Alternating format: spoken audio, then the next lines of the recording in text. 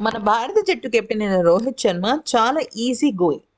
ఏదైనా సరే తన దాకా వస్తే మంచిగా క్రిస్ప్గా సమాధానం చెప్తాడు. అక్కడి నుంచి ఆ మ్యాటర్ని క్లోజ్ చేసి పక్కన పెట్టేస్తాడు.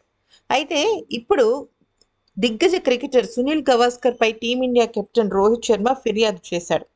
గవాస్కర్ తీరు నచ్చక ఆయన పైన బీసీసీఐకి కంప్లైంట్ ఇచ్చాడని తెలుస్తుంది. ఆస్ట్రేలియా పర్యటనలో టీమిండియా ఘోర పరాజయం పాలన నేపథ్యంలో బీసీసీఐ రివ్యూ మీటింగ్ నిర్వహించగా ఆ సమావేశంలోనే రోహిత్ శర్మ సునీల్ గవాస్కర్ విషయంలో కంప్లైంట్ ఇచ్చినట్టు అర్థమవుతోంది. రీసెంట్గా జరిగిన బోర్డర్ గవాస్కర్ ట్రోఫీతో పాటు ఇతర సిరీసుల్లో కెప్టెన్ రోహిత్ శర్మ సరిగ్గా ప్రదర్శన చేయలేదు కదా. దీంతో అతని కెప్టెన్సీతో పాటు బ్యాటింగ్ తీరుపై చాలా విమర్శలు వస్తున్నాయి. ఈ క్రమంలో సునీల్ గవాస్కర్ కూడా రోహిత్ ఆట తీరుపై విమర్శలు చేశారట. అయితే ఈ విమర్శలకు రోహిత్ చాలా ఎక్కువగా హర్ట్ అయినట్టు అర్థమవుతోంది. అందుకే హిట్ మ్యాన్ బీసీసీఐకు ఫిర్యాదు చేసినట్టు తెలుస్తుంది.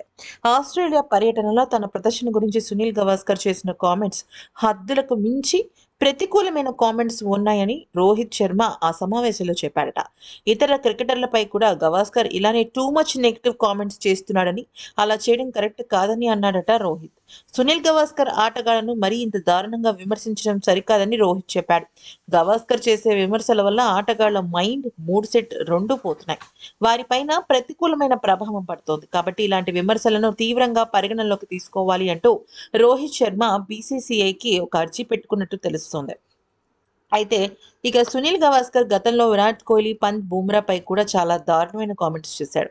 Rishabh Pant aggressive batting stupid అని, ఫూల్ అంటూ విమర్శించాడు. రోహిత్ శర్మ నేతృత్వంలో టీమిండియా ఓడిపోతున్న నేపథ్యంలో బుమ్రాకు కెప్టెన్సీ ఇస్తే బాగుంటుందని చెప్పాడు.